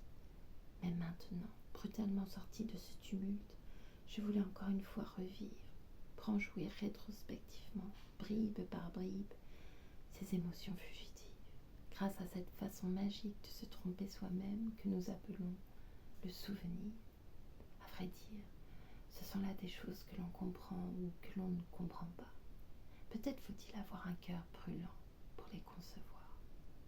Ainsi, je me rendis d'abord dans la salle de jeu pour chercher la table où avait été sa place et pour y revoir par l'imagination, parmi toutes ses mains, les siennes. J'entrai. La table où je l'avais aperçue pour la première fois était, je le savais bien, celle de gauche dans le second salon. Je revoyais chacun de ses gestes avec précision, comme une somnambule, les yeux fermés, les mains tendues. J'aurais retrouvé sa place. J'entrai donc et je traversai aussitôt la salle. Et là, lorsqu'après avoir franchi la porte, mon regard se fut tourné vers cette foule brillante, il se produisit quelque chose de singulier. Là, exactement à l'endroit que je m'étais représenté, là, il se trouvait assis. Hallucination de la fièvre, lui-même en personne, lui, exactement tel que je venais de le voir en songe, exactement tel qu'il était la veille, les yeux fixement dirigés sur la boule, blême comme un spectre. Mais lui, indéniablement lui, je fus sur le point de crier. Si grand était mon effroi. Mais je contins ma frayeur devant cette vision insensée et je refermai les yeux. Tu es folle, tu rêves. Tu as la fièvre, me disais-je. C'est absolument impossible, tu as halluciné. Il est parti d'ici en chemin de fer il y a une demi-heure. Alors je rouvris les yeux. Mais horreur, exactement comme avant. Il était assis là en chair et en os, indéniablement. J'aurais reconnu ces mains-là parmi des millions d'autres. Non, je ne rêvais pas, c'était bien lui. Il n'était pas parti, comme il me l'avait juré. L'insensé était resté. Il avait porté ici au tapis vert l'argent que je lui avais donné pour rentrer chez lui et, oubliant tout dans sa passion, il était venu le jouer à cette table, tandis que mon cœur au désespoir se brisait pour lui. Un sursaut de tout mon être me poussa en avant. La fureur remplit mes yeux, une fureur enragée dans laquelle je voyais rouge, désir de saisir à la gorge le parjure qui avait si misérablement trompé ma confiance, mon sentiment, mon dévouement. Mais je me contraignis encore, avec une lenteur voulue. Quelle énergie ne me fallut-il pas? Je m'approchai de la table, juste en face de lui. Un monsieur me fit place poliment. 2 mètres de travers étaient entre nous deux. Et je pouvais, comme au théâtre du haut d'un balcon, observer tout à mon aise son visage, ce même visage que 2 heures auparavant j'avais vu rayonnant de gratitude, illuminé par l'auréole de la grâce divine et qui, maintenant, était redevenu la proie frémissante de tous les feux infernaux de la passion. Les mains, ces mains que cet après-midi encore, j'avais vu étreindre pour le plus sacré des serments le poids du prix Dieu. Elles agrippaient à présent de nouveau en se crispant l'argent qui était autour d'elles, comme des vampires luxurieux. Car il avait gagné. Il devait avoir gagné une forte, très forte somme. Devant lui brillait un amas confus de jetons, de louis d'or et de billets de banque, un pêle-mêle de choses placées n'importe comment, dans lesquelles les doigts, ses doigts nerveux et frémissants, s'allongeaient et se plongeaient avec volupté. Je les voyais tenir et plier en les caressant les divers billets, retourner et palper amoureusement les pièces de monnaie et ensuite, brusquement, en saisir une poignée et la jeter sur l'un des rectangles. Et aussitôt, les narines recommençaient à frémir par intervalles. La pelle du croupier détournait du tas d'argent ses yeux brillants de cupidité qui suivaient le mouvement furibond de la boule et il était comme m'arraché à lui-même, tandis que ses coudes paraissaient littéralement cloués au tapis vert. La possession dont il était victime se manifestait d'une façon encore plus terrible et plus effrayante que la veille, car chacun de ses mouvements assassinait en moi l'image brillant comme sur un fond d'or que j'avais emporté avec crédulité et qui m'habitait. Nous respirions donc, à 2 mètres l'un de l'autre. Je le regardais fixement, sans qu'il s'aperçût de ma présence. Il ne levait les yeux ni sur moi, ni sur personne. Son regard glissait seulement du côté de l'argent et vacillait avec inquiétude en observant la boule qui roulait. Ce cercle vert et furibond accaparait et affolait tous ses sens. Le monde entier, l'humanité entière s'était fondue pour lui dans ce rectangle de drap tendu. Je savais que je pourrais rester là des heures et des heures sans qu'il se doutât seulement de ma présence. Mais je ne pus y tenir davantage. Dans une brusque résolution, je fis le tour de la table, j'allai derrière lui, et ma main saisit brusquement son épaule. Son regard chavira. Pendant une seconde, il me dévisagea, les prunelles vitreuses, et comme quelqu'un qu'on ne connaît pas, absolument pareil à un ivrogne qu'on a de la peine à secouer de son sommeil et dont les yeux sont encore brouillés par les vapeurs grises et fumeuses qu'il y a en lui. Puis il sembla me reconnaître. Sa bouche s'ouvrit en tremblant.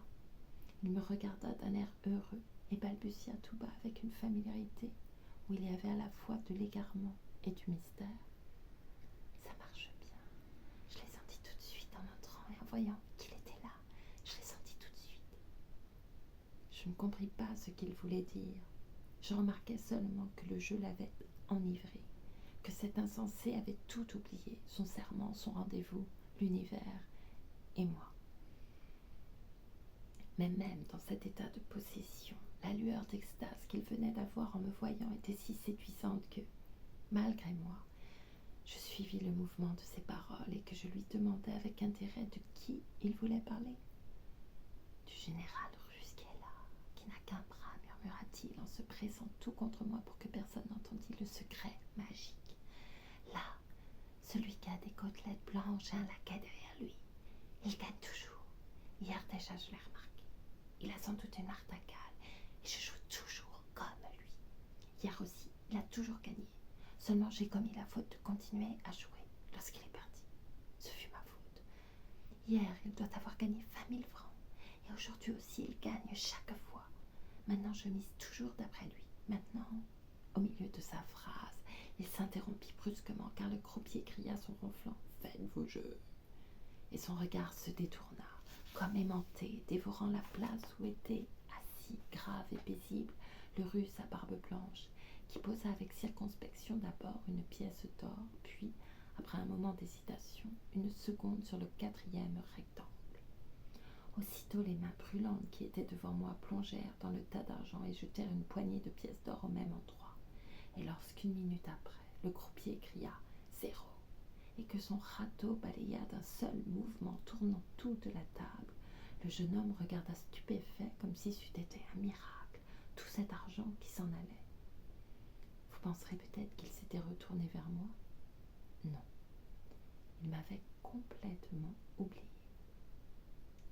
J'étais disparue, perdue, effacée de son existence. Tous ses sens exacerbés étaient fixés sur le général russe qui, complètement indifférent, tenait dans sa main 2 nouvelles pièces d'or, incertain encore du numéro sur lequel il les placerait. Je ne saurais vous décrire mon amertume, mon désespoir. Mais vous pouvez imaginer ce que je ressentais pour un homme à qui l'on a donné toute sa vie, n'être pas plus qu'une mouche, qu'une main indolente chasse avec lassitude. De nouveau une vague de fureur enragée passa sur moi. J'étreignis son bras avec tant de violence qu'il sursauta. « Vous allez vous lever tout de suite, lui murmurai-je tout bas, mais d'un ton d'autorité. Rappelez-vous le serment que vous avez fait aujourd'hui dans l'église, misérable parjure que vous êtes. Il me regarda, touché et tout bas. Ses yeux prirent soudain l'expression d'un chien battu. Ses lèvres tremblèrent. Il sembla se rappeler brusquement tout le passé et être saisi par une sorte d'horreur de lui-même. Oui, bégaya-t-il. Oh mon Dieu, oui, je viens, pardonnez-moi. Et déjà sa main rassemblait tout l'argent, rapidement d'abord, avec des mouvements larges et énergiques, mais ensuite avec une indolence de plus en plus grande, et comme s'il eût été retenu par une force contraire. Son regard était retombé sur le général russe, qui précisément était en train de miser. Un moment encore, fit-il en jetant très vite 5 pièces d'or sur le même rectangle.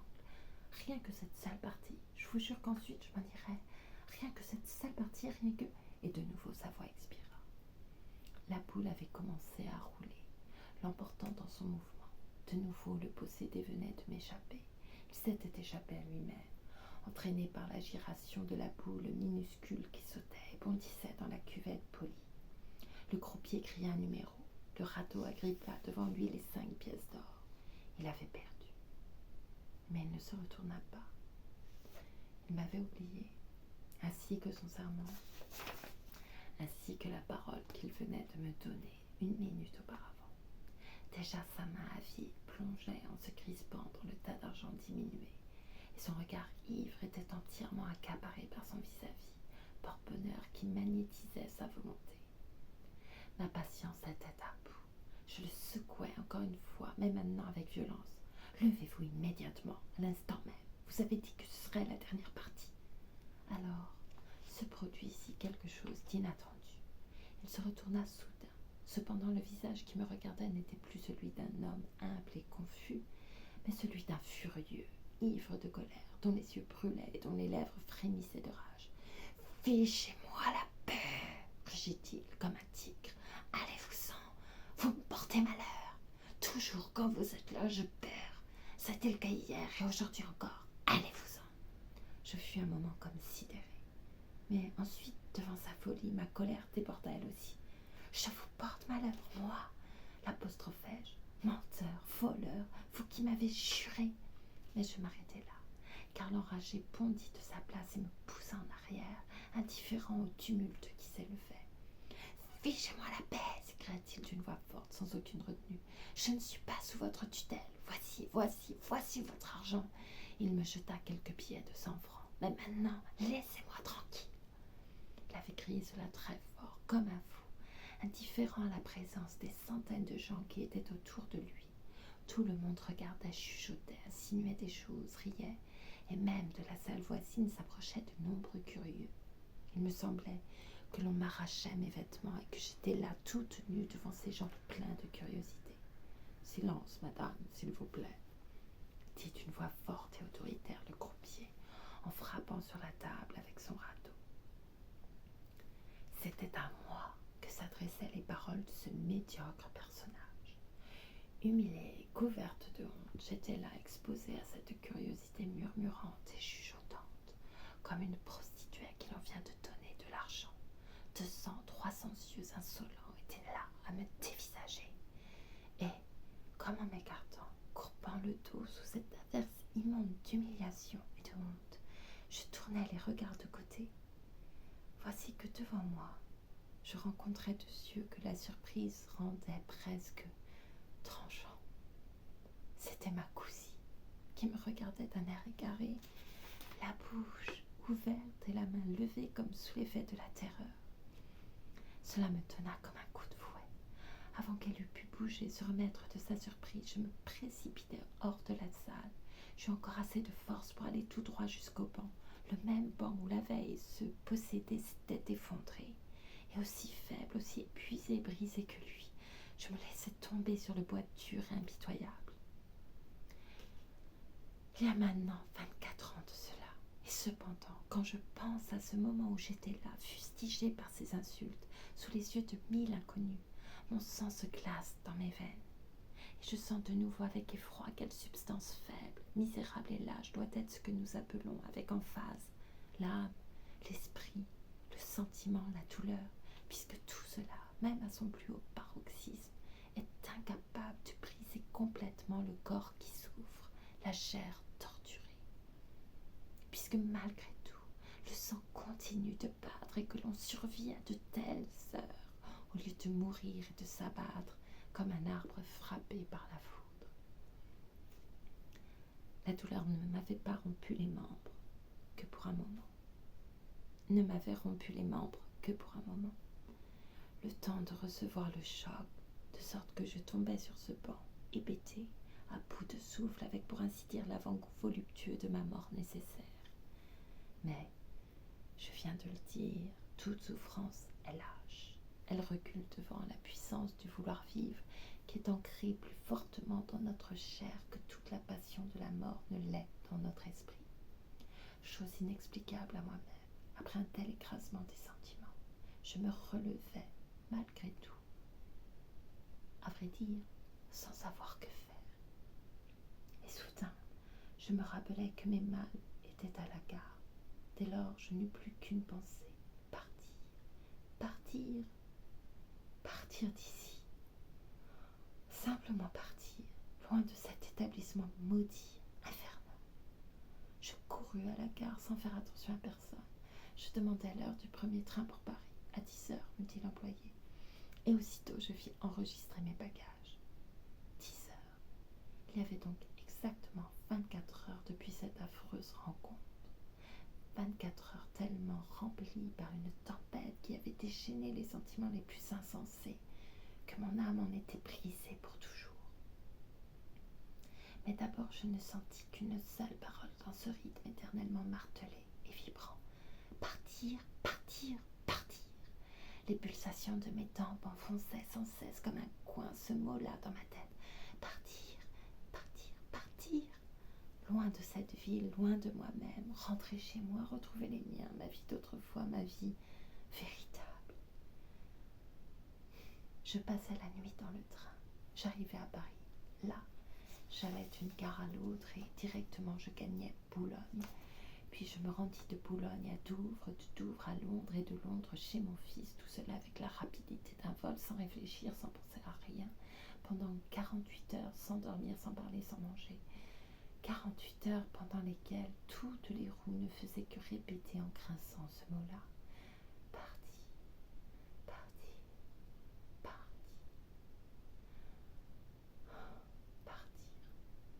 Lorsque, enfin, sans être attendu par personne, j'entrai dans la maison de campagne de mon fils. Tout le monde eut un mouvement d'effroi. Il y avait sans doute dans mon être, dans mon regard, quelque chose qui me trahissait. Mon fils s'avança pour m'embrasser. J'eus un mouvement de recul devant lui. La pensée m'était insupportable qu'il touchât des lèvres que je considérais comme souillées. J'écartais toute question. Je demandais seulement un bain, car c'était un besoin pour moi de purifier mon corps.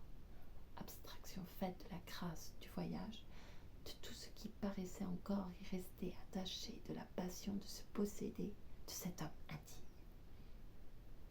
Puis je me traînai jusque dans ma chambre et je dormis pendant 12 ou 14 heures d'un sommeil de bête ou de pierre, comme je n'en ai jamais eu ni avant ni depuis. Un sommeil qui m'a appris ce que c'est que d'être couché dans un cercueil et d'être mort. Ma famille s'inquiétait pour moi, comme pour une malade, mais leur tendresse ne réussissait qu'à me faire mal. J'avais honte. J'étais honteuse de leur respect, de leur prévenance, et je devais sans cesse me surveiller pour ne pas leur crier soudain combien je les avais tous trahis, oubliés, presque abandonnés sous le coup d'une passion folle et insensée. Ensuite, je me rendis dans une petite ville française au hasard, où je ne connaissais personne, car j'étais poursuivie par l'obsession que tout le monde pouvait, à mon aspect, au premier coup d'œil, s'apercevoir de ma honte et de mon changement, tellement je me sentais trahie et salie jusqu'au plus profond de l'âme. Parfois, en m'éveillant le matin, dans mon lit, j'avais une crainte terrible d'ouvrir les yeux. Le souvenir m'assaillait brusquement de cette nuit où je m'éveillais soudain à côté d'un inconnu, d'un homme demi-nu, et alors, tout comme la première fois, je n'avais plus qu'un seul désir, celui de mourir aussitôt. Malgré tout, le temps a un grand pouvoir, et l'âge amortit de façon étrange tous les sentiments. On sent qu'on est plus près de la mort, son ombre tombe, noire, sur le chemin. Les choses paraissent moins vives, elles ne pénètrent plus aussi profond. elles perdent beaucoup de leur puissance dangereuse. Peu à peu, je me remis du choc éprouvé. Et quand, de longues années après, je rencontrai un jour en société l'attaché de la légation d'Autriche, un jeune Polonais, et qu'à une question que je lui posais sur sa famille, il me répondit qu'un fils de l'un de ses cousins, précisément, s'était suicidé 10 ans auparavant à Monte-Carlo. Je ne sourcillai même pas. Cela ne me fit presque plus mal. Peut-être même, pourquoi nier mon égoïsme? Cela me fit-il du bien, car ainsi disparaissait tout danger de le rencontrer encore. Je n'avais plus contre moi d'autres témoins que mon propre souvenir. Depuis, je suis devenue plus paisible. Vieillir n'est, au fond, pas autre chose que n'avoir plus peur de son passé. Et maintenant, vous comprendrez pourquoi je me suis décidée brusquement à vous raconter ma destinée. Lorsque vous défendiez Madame Henriette et que vous souteniez passionnément que 24 heures pouvaient changer complètement la vie d'une femme, je me sentis moi-même visée par ces paroles. Je vous étais reconnaissante parce que, pour la première fois, je me sentais, pour ainsi dire, confirmée. Et alors j'ai pensé que peut-être, en libérant mon âme par l'aveu, le lourd fardeau et l'éternelle obsession du passé disparaîtraient et que, demain, il me serait peut-être possible de revenir là-bas et de pénétrer dans la salle où j'ai rencontré ma destinée, sans avoir de haine ni pour lui, ni pour moi. Alors la pierre qui pèse sur mon âme sera soulevée, elle retombera de tout son poids sur le passé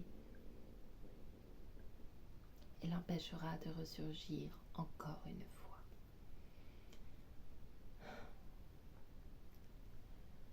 Cela m'a fait du bien d'avoir pu vous raconter cela. Et je suis maintenant soulagée et presque joyeuse. Je vous en remercie. À ces mots, je m'étais levée soudain, voyant qu'elle avait fini. Avec un peu d'embarras, je cherchais à dire quelque chose, mais elle s'aperçut sans doute de mon émotion, et rapidement elle coupa court. Non, je vous en prie, ne parlez pas. Je ne voudrais pas que vous me répondiez ou me disiez quelque chose. Soyez remerciés de m'avoir écouté et faites bon voyage. Elle était debout en face de moi et elle me tendit la main en manière d'adieu. Sans le vouloir, je regardais son visage et il me parut singulièrement attendrissant. Le visage de cette vieille dame qui était là devant moi, affable et en même temps légèrement gênée.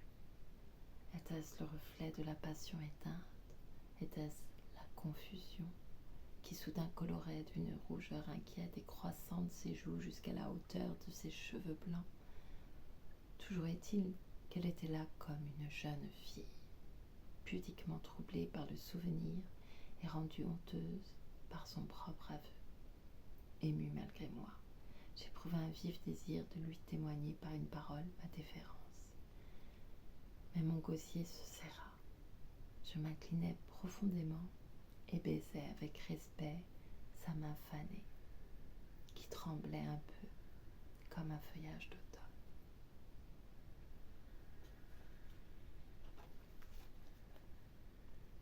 Et c'est la fin de 24 heures de la vie d'une femme.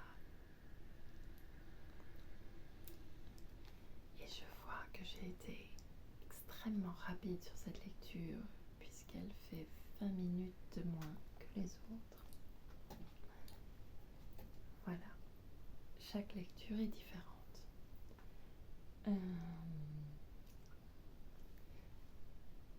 Et c'est drôle parce que, en fait, pendant cette lecture, je pensais beaucoup à autre chose, enfin, à leur situation. Et je me disais que tout ce que ça avait pu déclencher chez elle, c'était totalement faussé par le fait qu'elle avait affaire à une personne dépendante, droguée,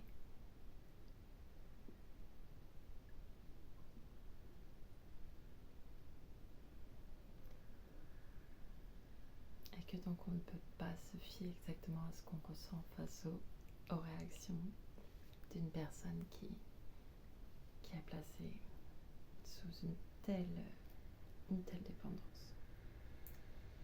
On en souffre tous, mais sans doute, je pense qu'on peut s'en libérer. Je dis pas que c'est facile.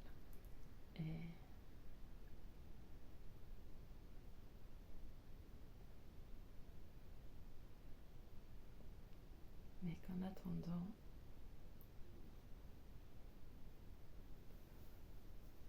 ça fausse quand même pas mal les rapports humains. Voilà. Et ça peut beaucoup les abîmer aussi.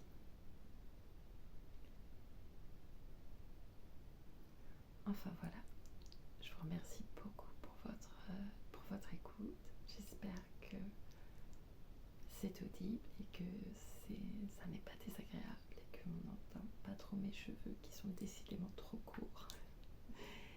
Et je vous remercie. Voilà, je vous remercie beaucoup. Je vous dis... Non, je n'ajoute aucun texte. Je vais en rester là. Faites bien attention à vous.